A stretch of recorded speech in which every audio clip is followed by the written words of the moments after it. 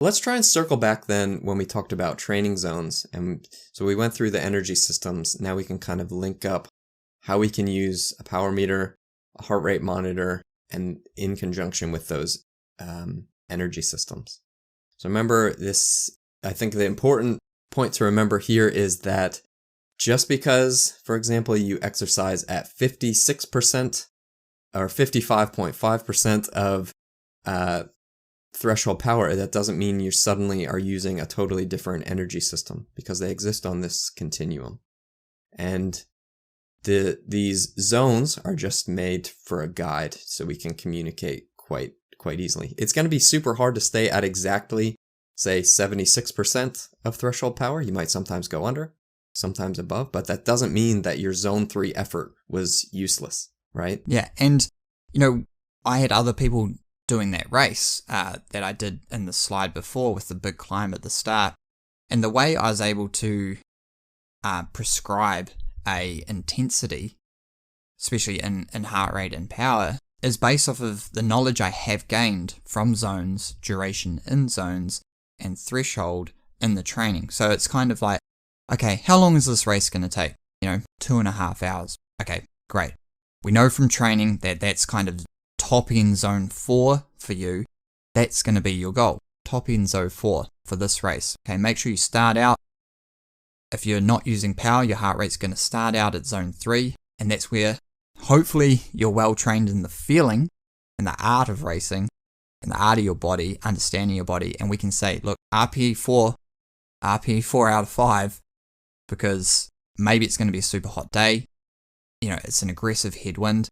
It's really cold. There's going to be these factors that aren't, going to allow your heart rate to maybe be what it is on a normal everyday training exercise. So they're all just so important, and having zones is just the best way to be able to analyze and prescribe and understand the physiology that we've talked about going on behind the scenes. Yeah, and I really like how there's this time on the right, because it gives you a nice idea of how you could prescribe training in these zones.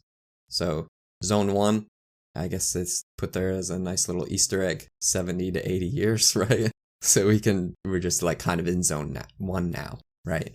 But if we get up to zone 5, VO2 max, we can only really sustain that for, I think 8 minutes would be, pushing it. But we can't sustain it for very long, right? So if we're prescribing a 9-minute VO2 max effort, there's no way that we're going to be demanding energy, ATP production from that energy system for 9 minutes. We're going to have to reduce our intensity. The ranges are also important because it depends on what kind of athlete you're working with and what kind of phase you're working with. Because if I'm coming out of base phase, Matt, I've just been oral recovery, I've had a big ultra marathon, had a month off. I come back, there's no way I'm hitting 60 minutes at lactate threshold or anywhere near 8 minutes of VO2 max, even at the best of times.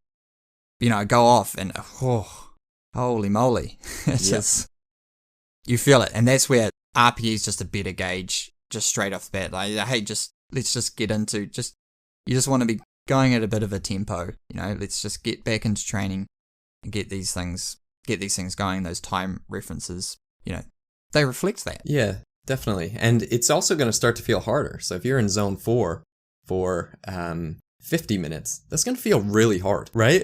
But if you're doing it for 10 minutes, like just when it starts to feel hard, you're like kind of done.